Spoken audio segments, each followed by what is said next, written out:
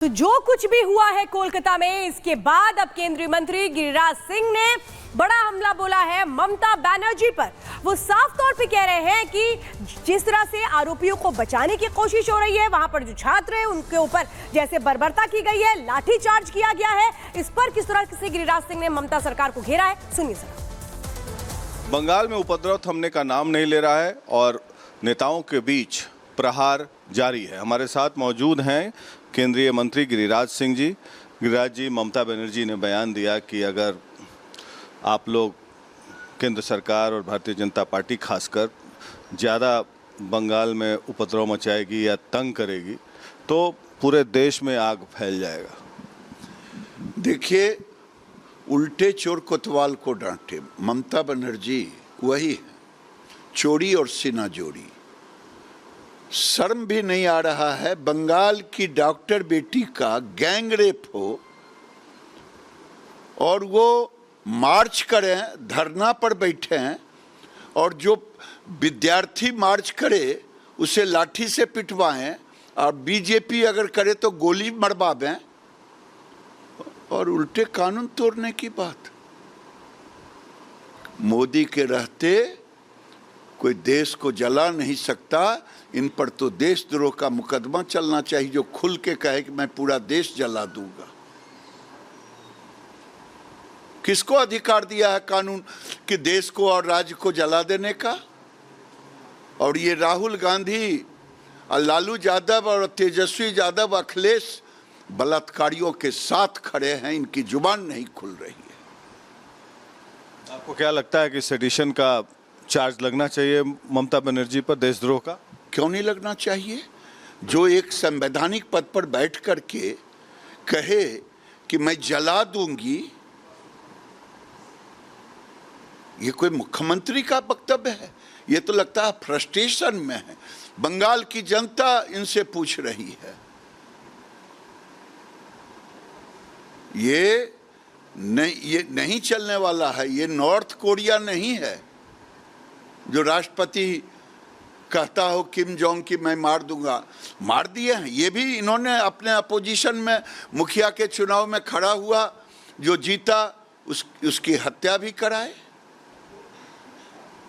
वो कह रही हैं कि हम तो जांच करा ही रहे हैं, कार्रवाई कर रहे हैं, फिर भी बीजेपी पॉलिटिकल माइलेज लेने के लिए अननेसेसरी यहाँ पर दबाव की राजनीति कर रही है। पॉलिटिकल माइलेज है। संजय राय कौन था? इनका कार्यकर्ता था। उन ऐसे हजारों कार्यकर्ताओं को विभिन्न विभाग में, ये भी एक स्कैंडल है, सरकारी पैसे से कार्यकर्ता के रूप में गुंडागर्दी करवाना। संजय राय भी उसी में था। राज खुलने के डर से सारे जितने भी सबूत थे 4 दिन में मिटाने का काम किया।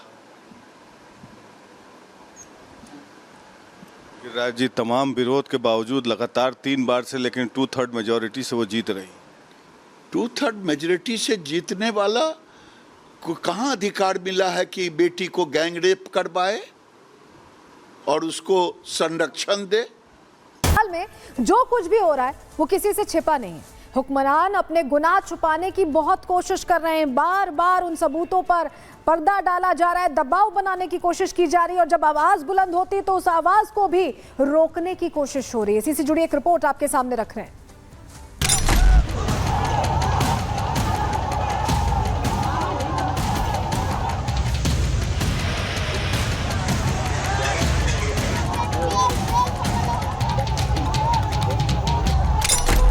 মোদি বাবু, আপনার পার্টিকে দিয়ে আগুন লাগাচ্ছেন, মনে রাখবেন বাংলায় যদি আগুন লাগান। बंगाल में जो अभया के इंसाफ की लड़ाई लड़ रहे, प्रदर्शन कर रहे हैं, उन पर ही हमले हो रहे हैं। बर्ताव ऐसा कि जैसे वो अपराधी हो। 27 अगस्त को नबन्ना मार्च कर रहे लोगों पर लाठी बरसाई गई, पानी की बौछार हुई, आंसू गैस के गोले दागते हुए जेल में भरा गया। इसके विरोध में बीजेपी ने प्रदर्शन किया तो उनके नेताओं पर गोलियां दागी गई, बम से हमले की कोशिश हुई, नेताओं को हिरासत में लिया गया। अब एक बार फिर से बीजेपी 7 दिन के धरने पर है। 20 दिन से ममता के राज्य में इंसाफ की जंग लड़ी जा रही है। लेकिन अब ये जंग युद्ध में तब्दील हो गया है। मां माटी मानुष के ध्येय वाक्य वाले बंगाल में इंसाफ की जंग की तस्वीर ऐसी होगी, ये किसी ने नहीं सोचा था। किसी ने नहीं सोचा था महिला की अस्मिता की लड़ाई लड़ने वाली ममता बनर्जी सत्ता में आते ही महिलाओं के खिलाफ हो जाएंगी। किसी ने कल्पना नहीं की थी कि एक पीड़िता को न्याय देना तो दूर की बात, वो ऐसे संवेदनशील मुद्दे पर भी राजनीतिक रोटियां सेकने से बाज नहीं आएंगी। মোদি বাবু আপনার পার্টিকে দিয়ে আগুন লাগাচ্ছেন, মনে রাখবেন বাংলায় যদি আগুন লাগান আসামও থেমে থাকবে না, নর্থ ইস্টও থেমে থাকবে না, উত্তরপ্রদেশও থেমে থাকবে না, বিহারও থেমে থাকবে না, ঝাড়খণ্ড থেমে থাকবে না, উড়িষ্যাও থেমে থাকবে না, আর দিল্লিও থেমে থাকবে না। আপনার চেয়ারটা আমরা টলমলো করে দেবো।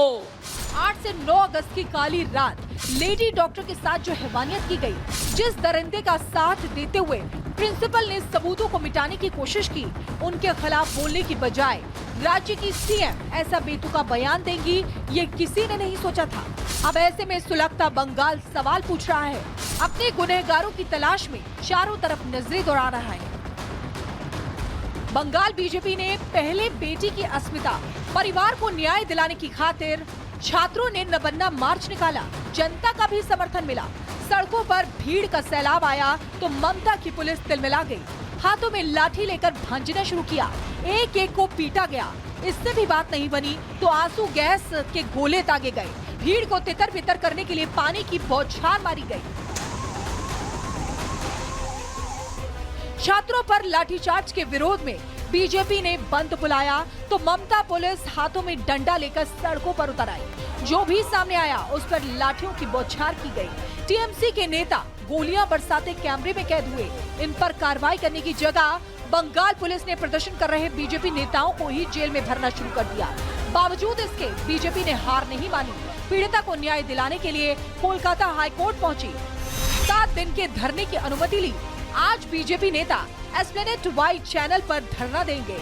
30 अगस्त को महिला विंग राज्य महिला आयोग कार्यालय का घेराव करेगी। 2 सितंबर को जिला मजिस्ट्रेट कार्यालयों, 4 सितंबर को ब्लॉक कार्यालयों पर धरना देगी और फिर 6 सितंबर को हर मंडल के आगे के प्रदर्शनों के साथ विरोध प्रदर्शन तेज करने की योजना बनाई गई है।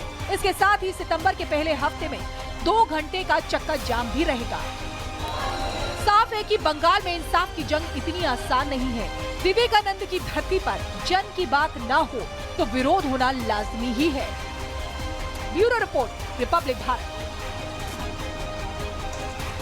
तो जो कुछ भी हुआ है कोलकाता में, इसके बाद अब केंद्रीय मंत्री गिरिराज सिंह ने बड़ा हमला बोला है ममता बनर्जी पर। वो साफ तौर पे कह रहे हैं कि जिस तरह से आरोपियों को बचाने की कोशिश हो रही है, वहां पर जो छात्र हैं उनके ऊपर जैसे बर्बरता की गई है, लाठीचार्ज किया गया है, इस पर किस तरह से गिरिराज सिंह ने ममता सरकार को घेरा है, सुनिए सर। बंगाल में उपद्रव थमने का नाम नहीं ले रहा है और नेताओं के बीच प्रहार जारी है। हमारे साथ मौजूद हैं केंद्रीय मंत्री गिरिराज सिंह जी। गिरिराज जी, ममता बनर्जी ने बयान दिया कि अगर आप लोग केंद्र सरकार और भारतीय जनता पार्टी खासकर ज़्यादा बंगाल में उपद्रव मचाएगी या तंग करेगी तो पूरे देश में आग फैल जाएगा। देखिए, उल्टे चोर कोतवाल को डांटे, ममता बनर्जी वही है, चोरी और सीना जोड़ी।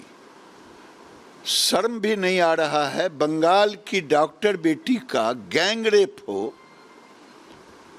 और वो मार्च करें, धरना पर बैठे हैं और जो विद्यार्थी मार्च करे उसे लाठी से पिटवाएं और बीजेपी अगर करे तो गोली मरवावें और उल्टे कानून तोड़ने की बात।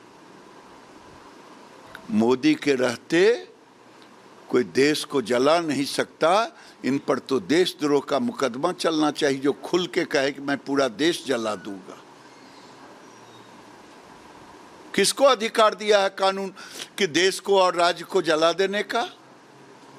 और ये राहुल गांधी, लालू यादव और तेजस्वी यादव, अखिलेश बलात्कारियों के साथ खड़े हैं, इनकी जुबान नहीं खुल रही है। आपको क्या लगता है कि सेडिशन का चार्ज लगना चाहिए ममता बनर्जी पर, देशद्रोह का? क्यों नहीं लगना चाहिए? जो एक संवैधानिक पद पर बैठ करके कहे कि मैं जला दूंगी, ये कोई मुख्यमंत्री का वक्तव्य है? ये तो लगता है फ्रस्ट्रेशन में है। बंगाल की जनता इनसे पूछ रही है। ये नहीं चलने वाला है। ये नॉर्थ कोरिया नहीं है जो राष्ट्रपति कहता हो किम जोंग की मैं मार दूंगा। मार दिए हैं। ये भी इन्होंने अपने अपोजिशन में मुखिया के चुनाव में खड़ा हुआ, जो जीता उसकी हत्या भी कराए। वो कह रही हैं कि हम तो जांच करा ही रहे हैं, कार्रवाई कर रहे हैं, फिर भी बीजेपी पॉलिटिकल माइलेज लेने के लिए अननेसेसरी यहाँ पर दबाव की राजनीति कर रही है।